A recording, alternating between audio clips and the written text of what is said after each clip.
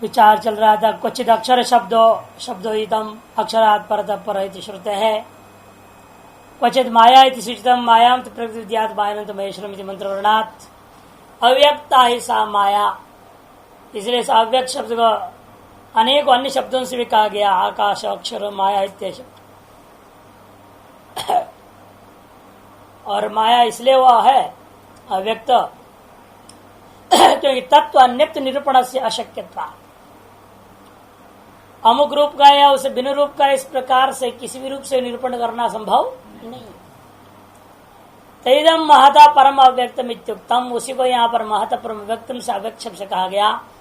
अव्यक्त प्रभवत्वात् महतः, क्योंकि अव्यक्त से उत्पन्न होता है महत। इन कुछ लोगों ने जो हिरण्यगर्भ बुद्धि लिया तब क्या अर्थ होगा, और यहाँ भी कुछ लोगों ने महत शब्द से जीवात्मा को ही ले लिया, तब जीवात्मा से बढ़कर कौन हो जाए अव्यक्त, अव्यक्त से बढ़कर पुरुष, महत से अव्यक्त, अव्यक्त से श्रेष्ठ उपतरोत्तर पुरुष बनेगा। यदि आप महत शब्द से जीव लोगे फिर अव्यक्त उससे कैसे महान हो जाएगा, बड़ा मुश्किल है। तो कहते फिर भी कोई आपत्ति नहीं है।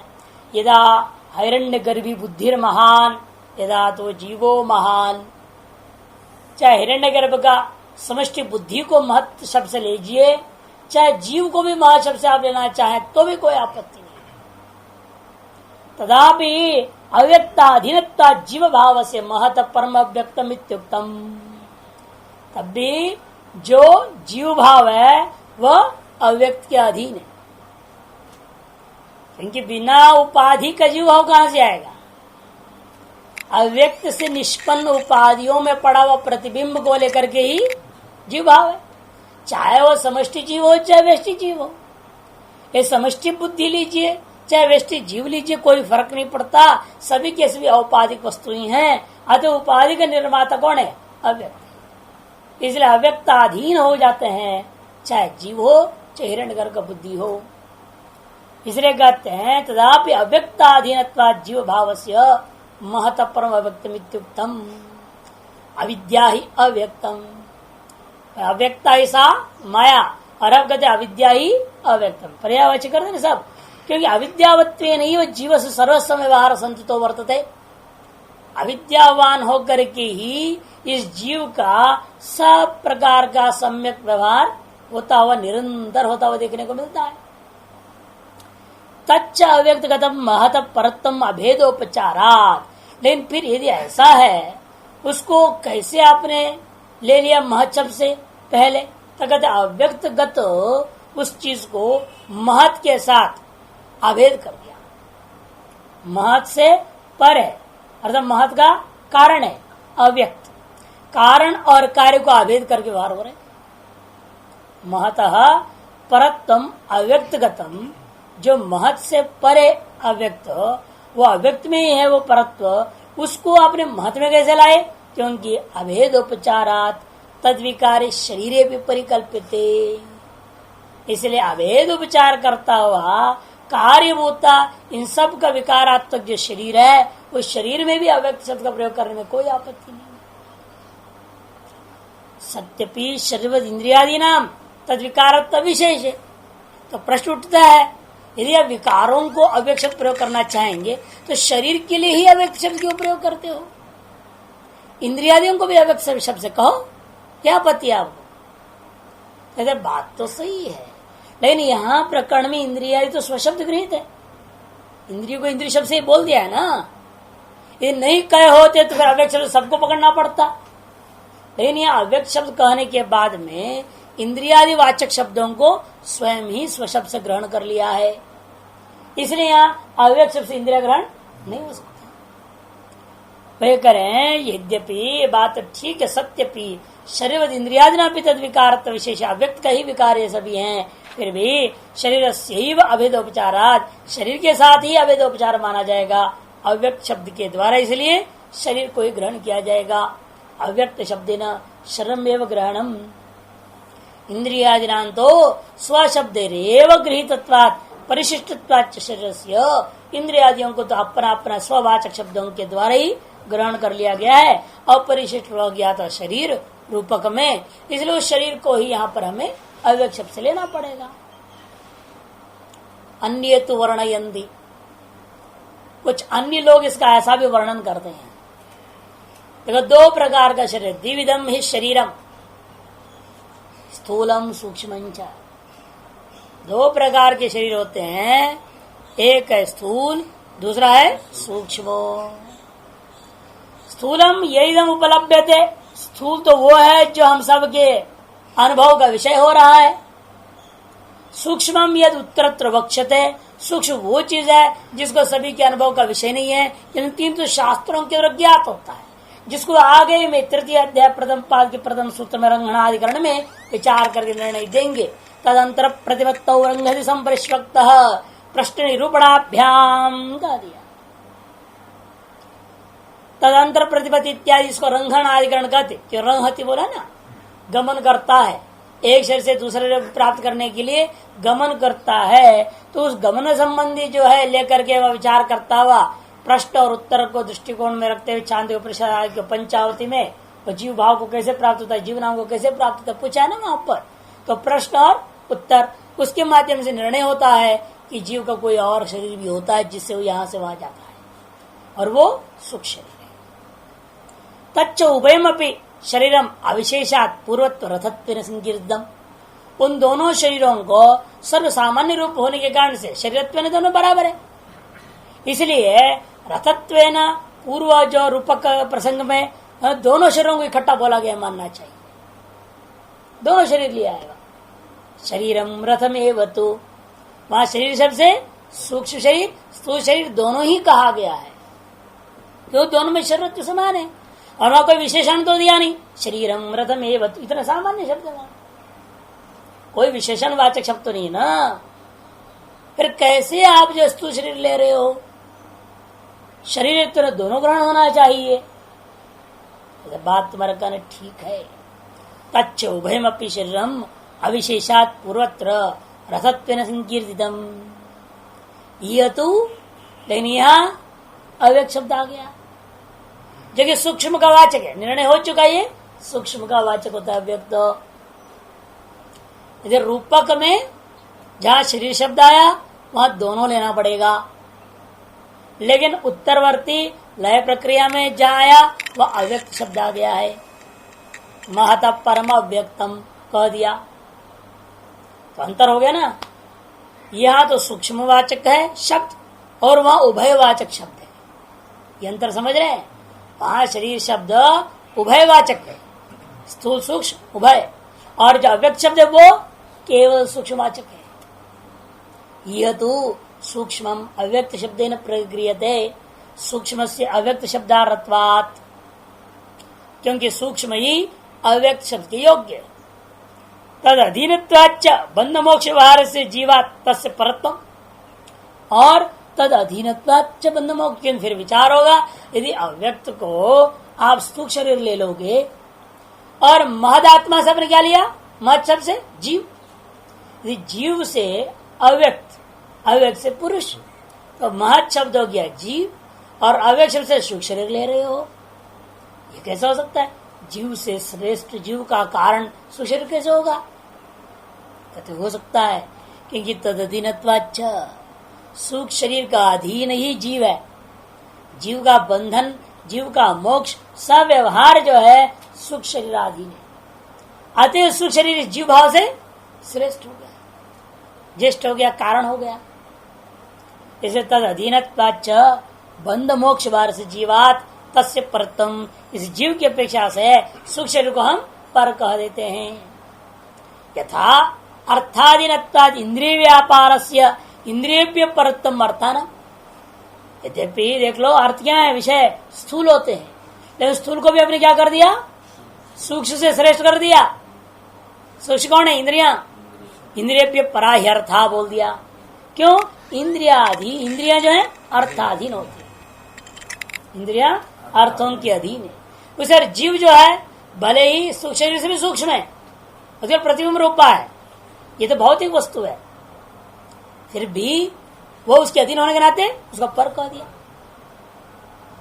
वही कहते हैं कि यथा अर्थाधीनत्वाद इंद्रिया व्यापारस्य इंद्रिय परत्म अर्थानाम, जिस प्रकार से अर्थाधीन होने के नाते क्यों नहीं अर्थाधीन, इंद्रियों का व्यापार, इंद्रिय व्यापार का अर्थाधीन माने विषयाधीन होने के कारण से इंद्रियों की अपेक्षा से विषयों को हम श्रेष्ठ कह दिया।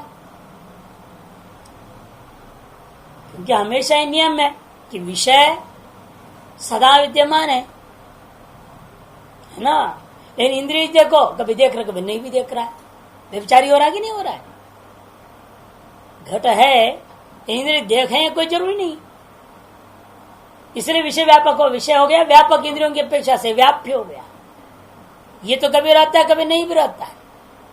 इंद्रियां भी यद्यपि स्वानुग्राहक देवता दृष्टिया भी रहते हुए भी वो नहीं है, कहीं व्यापार रहित हो गया तो नहीं, ये कहना पड़ेगा।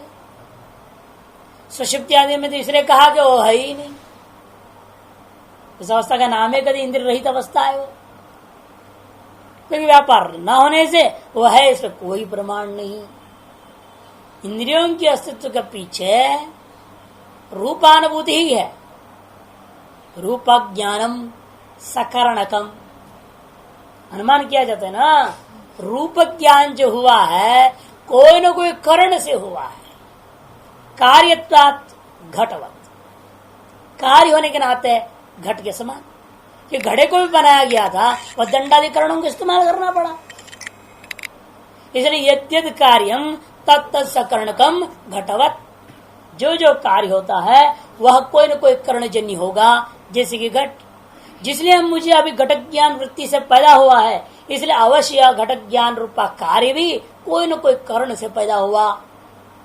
और वह कर्ण कौन हो सकता है, तच्छकरणम चक्षुरेव गंधादिशु मध्य रूप मात्र व्यंजकत्वात् यन्नयन्तन्नमिता रसनेन्द्रियवत।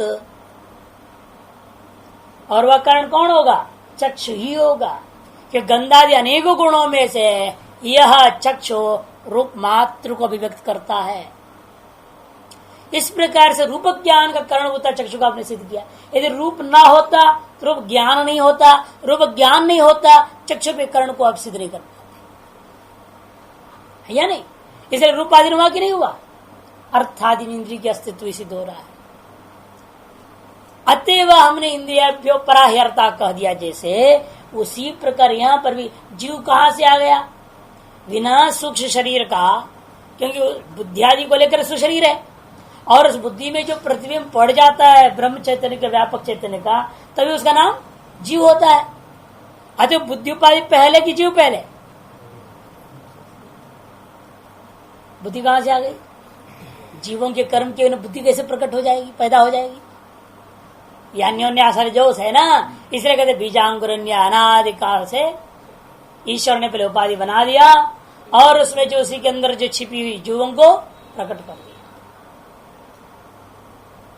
नहीं तो कोई व्यवस्था है नहीं, इसलिए कहना पड़ता है जीव ही नहीं है, ब्रह्म ही है।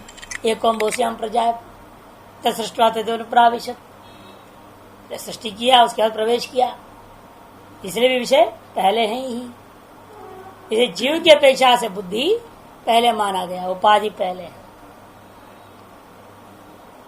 तैस्तु ये तद्वक्तव्यम, ऐसे उन लोगों ने वर्णन तो कर दिए, अपना बात को उन्हें स्थापित कर दिया और कह दिए, लेकिन यह उनसे यह पूछना होगा और जवाब दे हमें। यहां से पूर्व पक्षी ये तद्वक्त, हाँ तकार नहीं है, तैस्त्वे तद्वक्तव्यम, ये तद्वक्तव्यम, ये वक्तव्यम हो गया।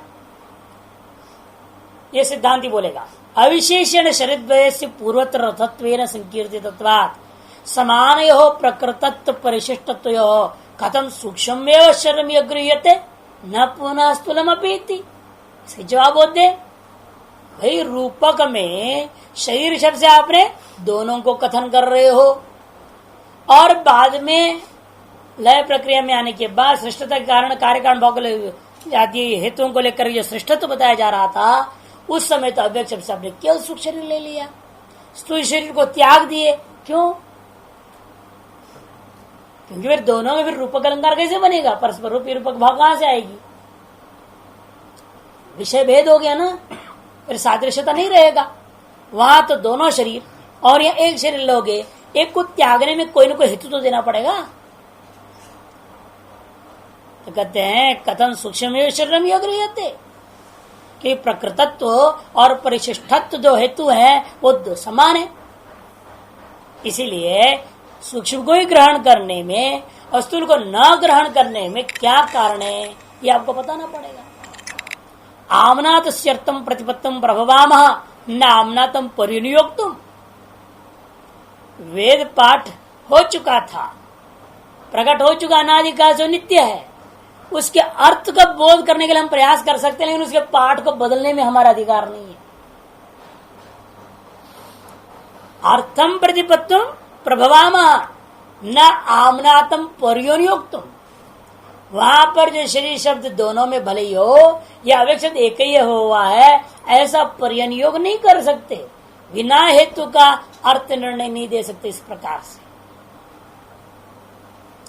तब कहते आमनातंच अव्यक्त पदम सूक्ष्ममेव प्रतिपादितुम शक्नोति नेत्रत्व व्यक्तत्वात् तस्सिद्धि चेत न। पूर्व पक्षी कहता है बात ऐसा है, शब्द जो यहाँ पठित है वो क्या है, अव्यक्त शब्द है, और वो सर्वमत सम्मत है कि वो सूक्ष्म का वाचक है। अतएव शब्द सामर्थ्यादेव ही स्थूल का व्यावर्तन हो गया। यदि उभय को ग्रहण करना इष्ट होता परत प्रक्रिया में, लय प्रक्रिया आदियों में, फिर क्या कहते वहां अव्यक्त शब्द प्रयोग नहीं करते, कोई दूसरा शब्द प्रयोग करते जिससे दोनों ग्रहण हो जाए, है क्या नहीं।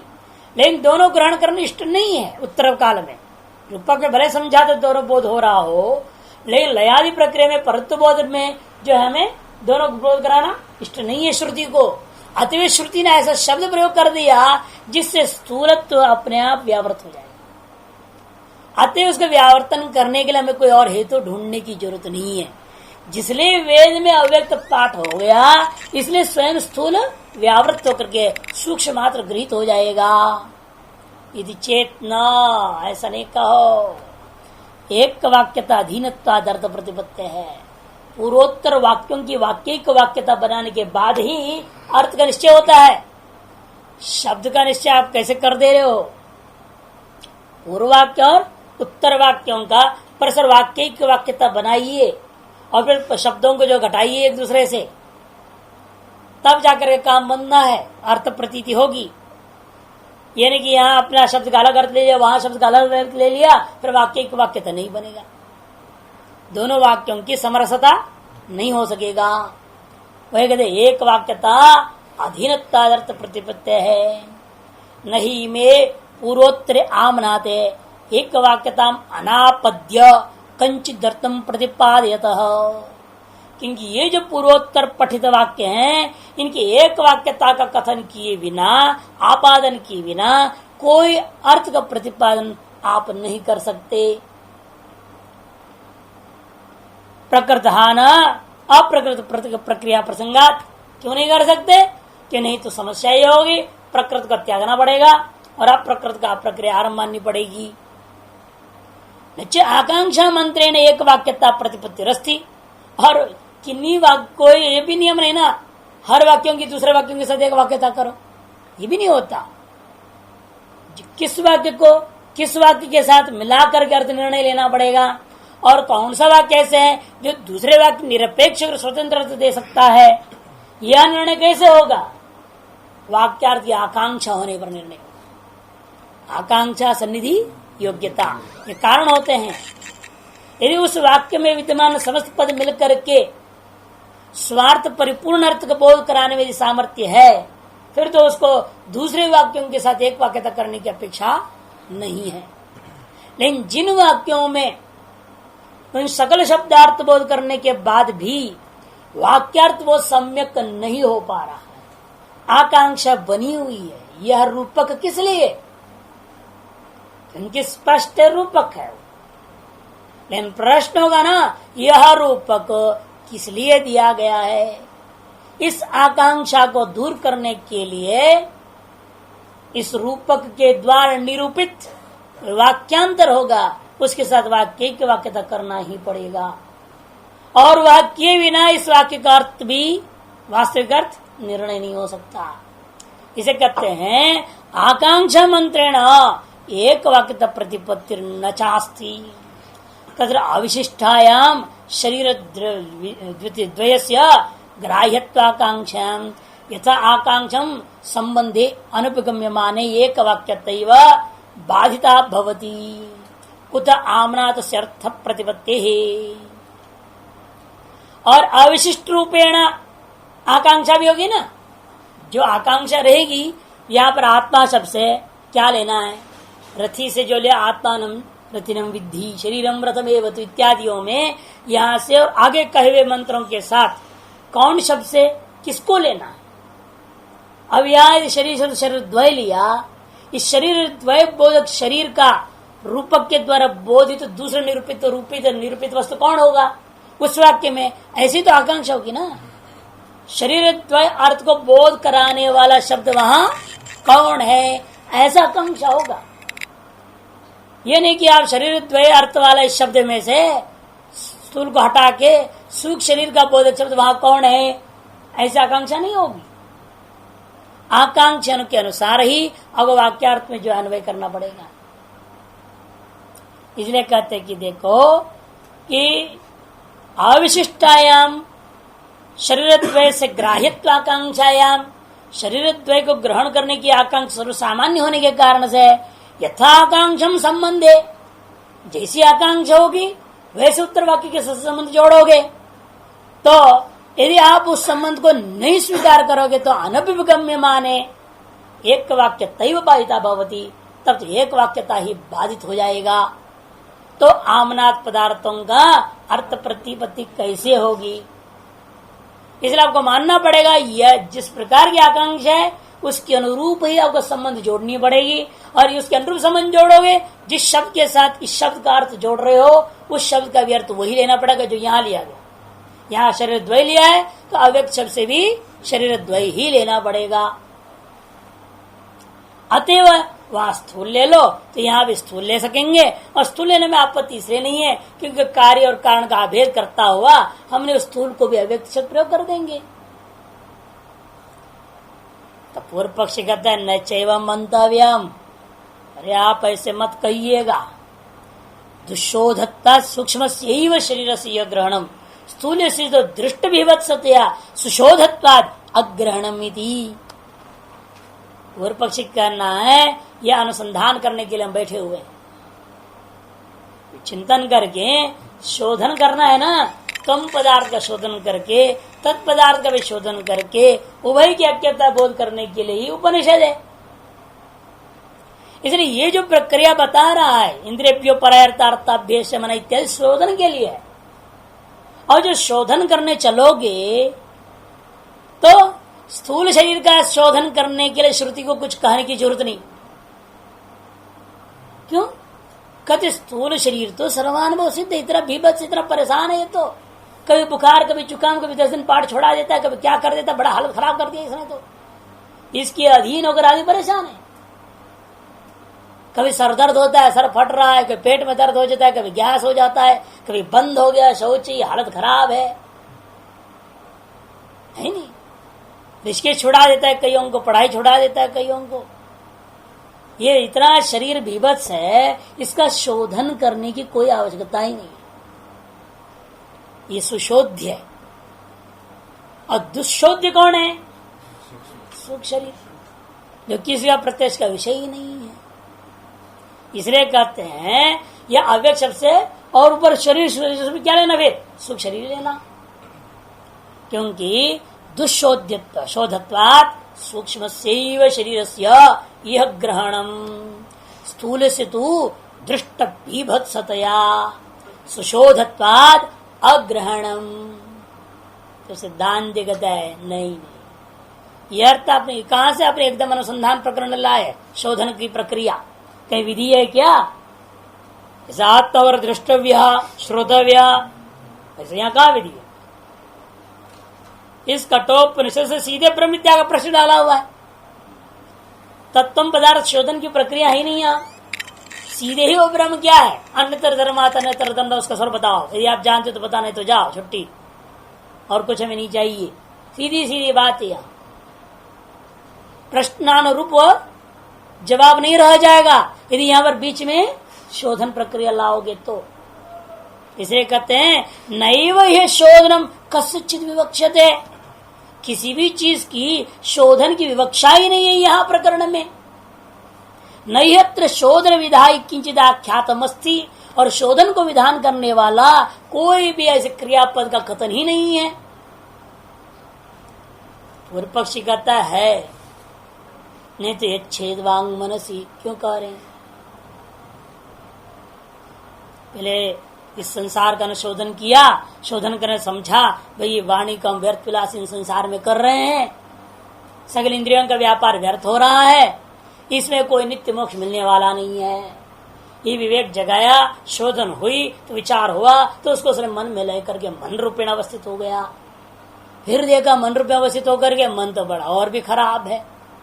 इंद्रियां तो कभी आते थे जाते थे, विषयाधीन होते थे, और इसको तो बिना विषय का अपने आप बना भी लेता है, विषय को अपने आप देख लेता है, मौज कर लेता है।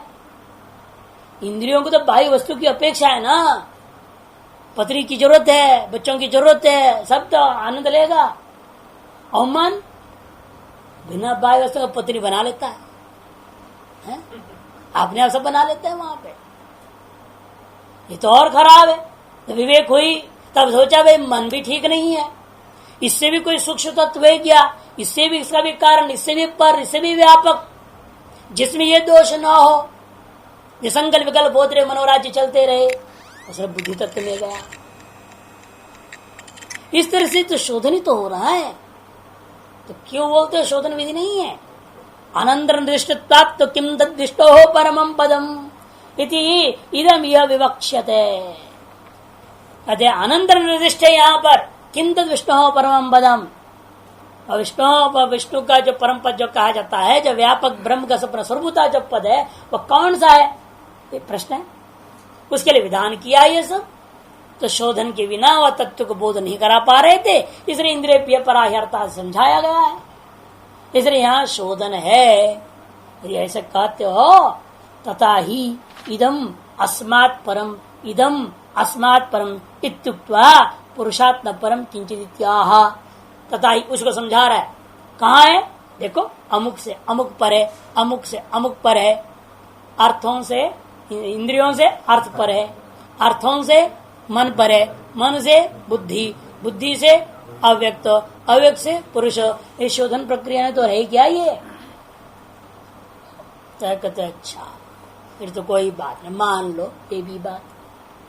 लेकिन एक बात बताओ, आप भी अव्यक्त शब्द से सुख शरीर लेना चाह रहे, कोई बात नहीं। फिर शोधन प्रक्रिया दृष्टि से यहाँ के पूर्व पक्ष समर्थन कर दे रहे हैं। शोधन प्रक्रिया की दृष्टि से भले वह शरीरत्व प्राप्त था, लेकिन अव्यक्त शब्द से सूक्ष्म लेने में आपके पास ये हेतु बन रहा है तो ठीक है, आपके पास हेतु है लेने में, तब तो हमें कोई आपत्ति नहीं। सुशोध्य होने से सुशरीर को त्याग करके शोधन प्रक्रिया में आया हुआ अव्यक्त शब्द से हम दुशोध्य भूता सुशरीर मात्र ग्रहण करते हैं, ऐसा कहते हो तो हमें कोई आपत्ति नहीं। क्यों आपत्ति नहीं, फिर इतना शास्त्र क्यों किया हमसे आपने। कहते बात है हम ये जानना चाहते कि आप ऐसा न बोलते बोलते उस अव्यक्त शब्द से प्रधान को न ले लें, इसलिए विचार कर रहे थे। और यदि दृढ़ निश्चय है आपको भी कि शरीर से सुख शरीर ही ले, स्थूल चलो भाई भले गृहित हो, किंतु अव्यक्त शब्द से सुख शरीर ग्रहण कर रहे हो, तो शरीर तो आपने भी ग्रहण किया, हमने स्थूल का और आपने सूक्ष्म, लेकिन हम दोनों ने शरीर को ही ग्रहण किया है, किसने प्रधान ग्रहण नहीं। सर्वथापि, इसलिए सिद्धांत यह बोलेगा सर्वथापि तो आनुमानिक निराकरणोपपत्ते है तथा नाम अस्तु न किंचित छिद्यते। सर्वथापि, लेकिन किसी भी प्रकार से भी आनुमानिक जो कपिलादि सिद्धांतोक्त जो प्रधान मूल प्रकृति, उसको तो आप भी नहीं मान रहे हो, तो हमें कोई आपत्ति। तथा नाम अस्तु, इसे जैसे तुम कह रहे हो अव्यक्त शब्द से सुशर लेना है, ले लो। तेना न किंचित न छिद्यते, उससे हमने जो सिद्धांत निर्णय दे रहा हूं यहाँ अव्यक्त शब्द से यह प्रधान वाचक कदापि नहीं हो सकता, वही पुष्ट हुआ है। चाहे अव्यक्त शब्द से स्थूल शरीर लो, चाहे सूक्ष्म शरीर लो, चाहे हिरण्यगर्भ का बुद्धि लो, चाहे कोई भी चीज किसी भी चीज को लेंगे, लेकिन प्रधान तो नहीं है ना। जो हमारा लक्ष्य है उसके साथ कोई हानि नहीं है। ज्ञेयत्ववचनाच्च एक और हेतु कहते हैं, कहीं भी श्रुतियों में प्रधान को ज्ञेय रूपेण नहीं कथन किया। ज्ञेय तो एकमेव ब्रह्म ही है, बाकी सब इंद्रियों के द्वारा प्रत्यक्ष अनुमान आदि अन्य प्रमाणों से गृहीत है। अन्य प्रमाण अज्ञेयभूत पदार्थ कौन था? अपना ही स्वरूप विस्मृत है, अतएव अज्ञात के समान होकर के अज्ञेय कोटि में चला गया, तो वही हमारे इसलिए ज्ञेय हो गया है। अतएव एकमात्र ज्ञेय तत्व तो ब्रह्म है, उससे बिन कोई भी तत्व ज्ञेय ही नहीं है। वो भी अविद्या दृष्टिया, नहीं तो वास्तव में अप्रमेयम, वो अज्ञेय प्रमेय भी नहीं है स्वरूप दृष्टिया। इसलिए कहते ज्ञेयत्ववचनाच्च, यहाँ पर आपके प्रधान को ज्ञेय रूपेण श्रुतियों में कहीं भी नहीं कहा गया है। अतएव इधर वर्तमान प्रकरण में भी अव्यक्त शब्द से प्रधान नहीं हो सकता। ज्ञेयत्व सांख्य प्रधान स्मर्यते, लेकिन आप क्या कर रहे हो? ज्ञेय रूपेण स्वीकार करते हो उसको, और श्रुति उसको ज्ञेय कोटि में नहीं गिनता। ज्ञेयत्व सांख्य प्रधान स्मर्यते, प्रधान को ज्ञेय रूपेण सांख्यकारों ने स्वीकार किया है। कैसे? गुण पुरुष अंतर्ज्ञानात् कैवल्यमिति वदत भी, गुण और पुरुष, प्रकृति पुरुष का अन्यथा ख्याति, उसको क्या बोलते हो? प्रकृति पुरुष अन्यथा ख्याति, उनकी भाषा में प्रकृति और पुरुष दोनों भिन्न है, दोनों भिन्न है। वह भिन्नत्व का प्रत्यक्ष हो जाए। हो क्या गया है? दोनों अभिन्न हो रखा है ना, तादात्म्य अध्यास हुआ है। उनके मत में दो सत्यों का तादात्म्य अध्यास है, हमारे मत में भी अध्यास है, इन सत्यानृत का अध्यास है। ये अंतर उनमें और हम, वो माया या विद्या और चैतन्य का वो भी मान रहे अध्यास, उनके पृथक भावेण अनुभव होना ही मोक्ष है। हम लोग भी यही कहते हैं, लेकिन उनके मत प्रधान सत्य है, स्वतंत्र है, और हमारे यहाँ जो माया है या विद्या है वो अस्वतंत्र है, मिथ्या है। ये अंतर है। इसलिए कहते हैं कि देखिए, आपके अपने सिद्धांत के अनुसार गुण और पुरुष, गुण माने प्रधान प्रकृति और पुरुष, इनकी अंतर का ज्ञान, इनके भेद का ज्ञान से मोक्ष आपने कहा, और जिनके भेद का ज्ञान आपको प्राप्त करना है उन दोनों को ज्ञेय मानना पड़ेगा। एक घट से पट भिन्न है, यही अनुभव होना है। पहले आपके जानकारी होना चाहिए घट क्या है, पट क्या है। घट को भी आपके ज्ञान का विषय होना जरूरी है, पट भी आपके ज्ञान का विषय होनी चाहिए। अर्थात दोनों ज्ञेयों का ही बीच में उन दोनों के भेद ज्ञान ग्रहण हो सकता है। एक ज्ञेय और एक अज्ञेय हो, उन दोनों का भेद ज्ञान ग्रहण नहीं हो सकता। इसलिए हम लोग कहते हैं जगत का जो है अलग है, आत्मा से अलग नहीं देख सकते आप इसको। ये आत्मा है देख लो और ये जगत से अलग है देख लो, ऐसा नहीं हो सकता। बस जगत की मिथ्यात्व ही हो सकता है। जैसे ये रज्जु है, ये सांप है, जिसको तुमने देख के डरा था, वो जो ये सांप मर गया और ये रस्सी तुम्हारे पास रह गया, ऐसा कोई दिखा सकता है? बस रस्सी का अनुभव कराने से वो सांप स्वतः ही गोल हो गया, गायब। इसलिए जगत स्वतः ही गायब हो जाएगा, इसको हमें अलग करके दिखाने की जरूरत नहीं है। अतः हमारे यहाँ सत्य और अनृत की में सत्य का बोध मात्र अपेक्षित है, अनृत का बोध की अपेक्षित नहीं। अनृत का पीछे पड़ना नहीं है, बल्कि अनृत को त्यागना है, उससे अलग होना है, उसके प्रति वैराग्य हो जाना चाहिए। इसमें जो सत्यत्व बुद्धि उसको बांधना चाहिए, तभी वास्तविक पारमार्थिक सत्य का बोध होता है। लेकिन उनके यहाँ ऐसा नहीं है ना, दोनों सत्य पदार्थ होने के नाते उनके लिए इन दोनों का भेद ज्ञान करने लिए दोनों को ज्ञेय मानना पड़ेगा घटपटवत। इसीलिए नहीं गुण स्वरूपम अज्ञात्वा गुणेभ्य पुरुषस्य अंतरम शक्यम ज्ञातुम, क्योंकि गुण के स्वरूप, गुण माने प्रधान मूल प्रकृति, उसके स्वरूप को जाने बिना गुणों से पुरुष का भेद ज्ञान आपको स्पष्ट नहीं हो सकता। यथा घट को जाने बिना पट से वह घट भिन्न है या घट से पट भिन्न है, यह ज्ञान आपको नहीं हो सकता। क्वचिच्चा विभूति विशेष प्राप्त प्रदान ज्ञेयमिति स्मरन्ति। और तो योग सूत्रकारों को तो कहना ही क्या, उस प्रकृति का ध्यान करने से इन प्रकार से रिद्धि सिद्धि मिलती है, भी कह दिया। प्रकृति लया नाम है ना, विदेह प्रकृति लया नाम सूत्र ही है।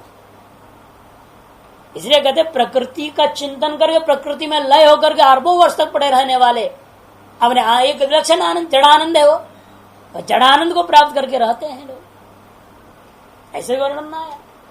इसलिए कहते क्वचित चमन योग सूत्रादियों में जो सांख्य के समर्थक लोग हैं, उन्होंने तो विभूति विशेष की प्राप्ति करने के लिए प्रधान को उपास्य रूपेण ज्ञेय रूपेण स्पष्ट ही कथन किया है।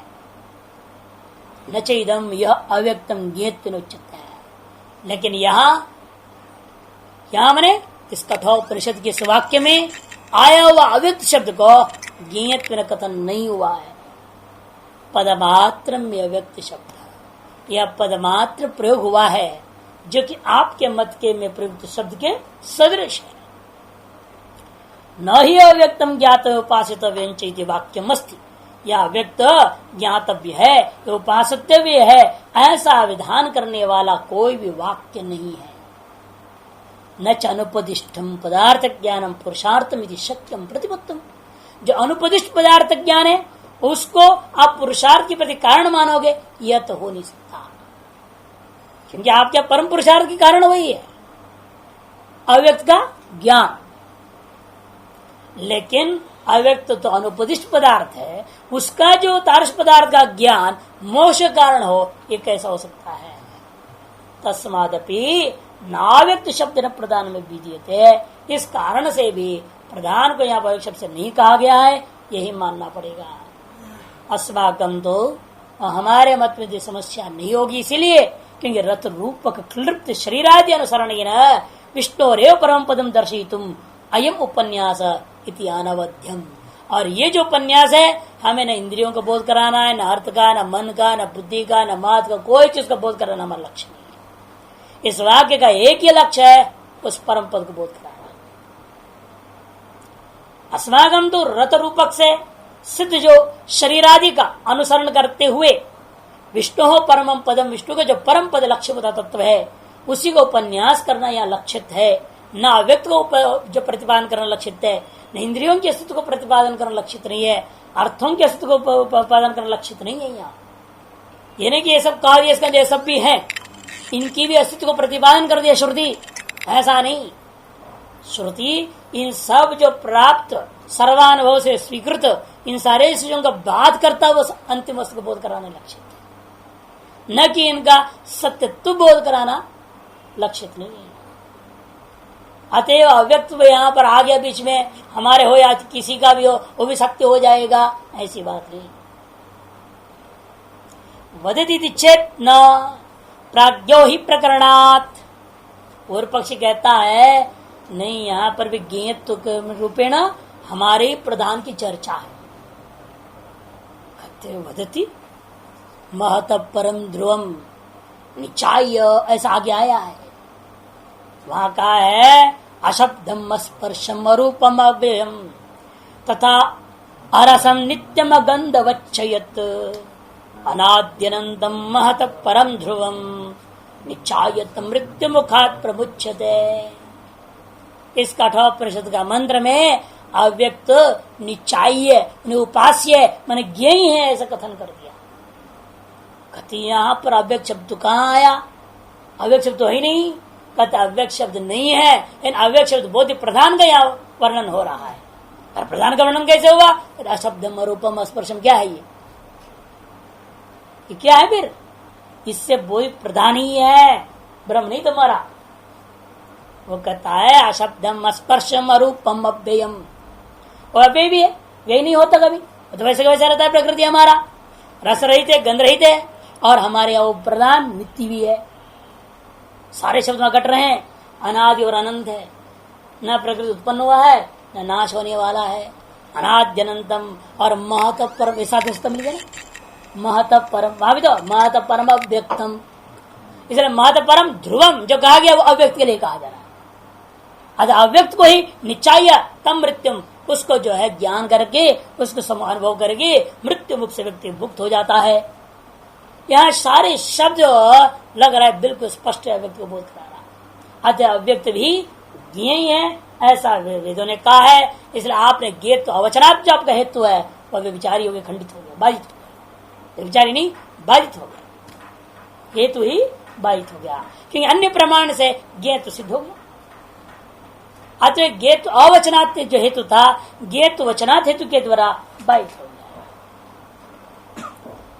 अत्र सांख्य, यह सांख्यकार कहते हैं ज्ञेयत्व अवचनात् इति असिद्धम, यह आपका हेतु स्वरूपा सिद्ध हो जाएगा। क्यों? कथम श्रूयते ही उत्तरत्र व्यक्त शब्दोदित से प्रधान से ज्ञेयत्व वचनम, के उत्तरत्र ग्रंथों में अव्यक्त शब्दोदित प्रधान को गेत रूप में कथन किया हुआ देखने को मिला। कहा 2:3:15 में अशब्दम स्पर्शम अरूपम अव्ययम तथा रसम नित्यम गंधवच्चयत अनाद्यनंदम महत परम ध्रुवम निचायतम मृत्यु मुखात् प्रमुच्यते इति। अत्र ही यादृशम शब्दादिहीनम प्रधानम महत परम स्मृतो निरूपितम तादृशमेव निश्चयत्व निर्दिष्ट। जिस प्रकार का हमारी सांख्य स्मृति में निर्दिष्ट किया गया है प्रधान को महत से पर शब्दादि से हीन, उसी को यहाँ वर्णन हुआ। तारशमेव तारश प्रधान को ही निश्चयत्व यहाँ पर निर्देश किया गया है। तस्मात् प्रधानम एव इदम, इसलिए यहाँ अव्यक्त शब्दवाच्य प्रधान ही होना चाहिए। तदेव च अव्यक्त शब्दाद्य निर्दिष्टमिति, इसलिए यहाँ पर ध्रुवम इत्य शब्दों से कहा वह प्रधान है और वही वहां पर अव्यक्त शब्द से निर्दिष्ट है। इति चेत अत्र ब्रूमः, सिद्धांत जवाब देता है नहीं नहीं, न यह प्रधानम निश्चायत्व निर्दिष्टम, यह प्रधान को ज्ञेयत्व उपासित्व रूप निर्दिष्ट नहीं है। फिर क्या निर्दिष्ट है? प्राज्ञो ही सूत्र में ना न कर न मैंने यह प्रधान निश्चयत्व निर्दिष्ट नहीं है। फिर क्या है? प्राज्ञो ही सूत्र है, उसको बता रहे प्राज्ञो ही यह परमात्मा निश्चयत्व निर्दिष्ट गम्यते ही मने यस्मात्, इसलिए वो नहीं हो सकता क्योंकि यह इस वाक्य में परमात्मा ही वास्तव में निश्चयत्व ज्ञेयत्व निर्दिष्ट है। यदि अव्यक्ति होता महत परम अव्यक्तम अव्यक्तात् न परं किंचित सा काष्ठा सा परागत ऐसा होना चाहिए। लेकिन अव्यक्ता पर पुरुष पुरुषात्मा परं किंचित ऐसे बोल दिया, इसे अव्यक्त में रुका नहीं, वो अंत्य नहीं था, वो इसलिए हमारा ज्ञेय नहीं था। यदि हमारा अंत्य ज्ञेय वही होता, मुख्य ज्ञेय रूप में उसको ग्रहण करना होता, उसी को पराकाष्ठा परागति बोलना चाहिए। लेकिन वहां रुका नहीं महाराज, तो आगे बढ़ गए यमराज जी। इसलिए मालूम होता है कि यहाँ पर वो है ही नहीं। पुरुषात्मा परं कुतः, ये कैसे मालूम हुआ आपको? ये परमात्मा ही निश्चय ज्ञेय है, अव्यक्त नहीं, क्योंकि प्रकरणात् हेतु प्रकरणात् प्राज्ञस्य प्रकरणम विततम वर्तते, प्राज्ञ का प्रकरण का विस्तार रूप से बोध कराने के लिए प्रयास किया गया ऐसे मालूम होता है। पुरुषात्मा परं किंचित सा काष्ठा सा प्रागति इत्यादि निर्देश स्पष्ट हो रहा है। अव्यक्त से आगे बढ़कर बोल रहे हैं वही काष्ठा है, वही जो गति है, उसी को जानना चाहिए, उसी का अनुभव करना चाहिए। एष सर्वेषु भूतेषु गूढ़ो आत्मा न प्रकाशते इति च दुर्ज्ञातत्व वचनेन तस्यैव ज्ञेयत्वाकांक्षण, और आकांक्षा भी किसकी है? आप उसका शोधन प्रक्रिया मोलोगे तो भी आपत्ति नहीं, शोधन प्रक्रिया के द्वारा आकांक्षित पदार्थ तक पहुंचना है ना हमें, है ना। इसलिए कहते उससे भी ज्ञापन हो रहा है वहां ये सर्वेषु भूतेषु गूढ़ा कह करके अत्यंत दुर्ज्ञ कौन है? वो आत्मा है। उसी के लिए सारी बात कही जा रही है, उसी को बोध कराने के लिए दुर्ज्ञात वचन के द्वारा तस्यैव ज्ञेयत्वाकांक्षणात् यच्छे वांगमनि से प्राज्ञ, इसलिए तद ज्ञानाय वागादि संयम से विहितत्वात्, और उस पुरुष उस आत्मा ब्रह्म का ज्ञान करने के लिए ही वागादि का संयम का विधान है, तो आपके प्रधान का ज्ञान करने के लिए नहीं है।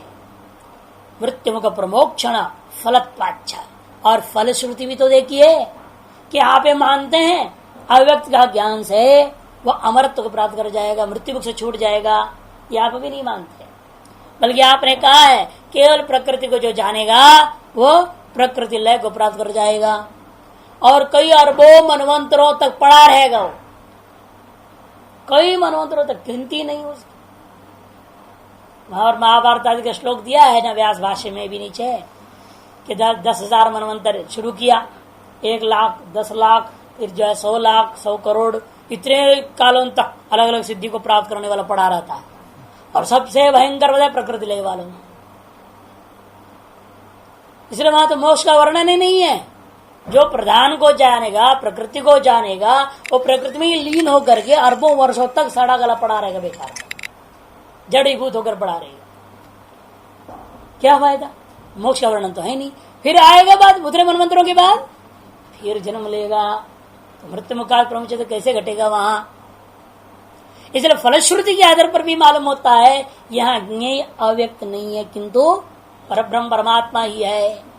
मृत्युमुख प्रमोक्षण फलत्वाच्छ नहीं प्रधान मात्र निचाय मृत्यु मुखा प्रमुचते सांख्य इष्यते, आगे ना स्वयं बता दिया। आप सांख्यों के द्वारा भी यह बात बिल्कुल ही इष्ट नहीं है। प्रधान को जानने के पश्चात वो मृत्यु मुख से प्रमुक्त हो जाता है, नित्य मोक्ष को प्राप्त करता है, ऐसा आपके द्वारा भी इष्ट नहीं है।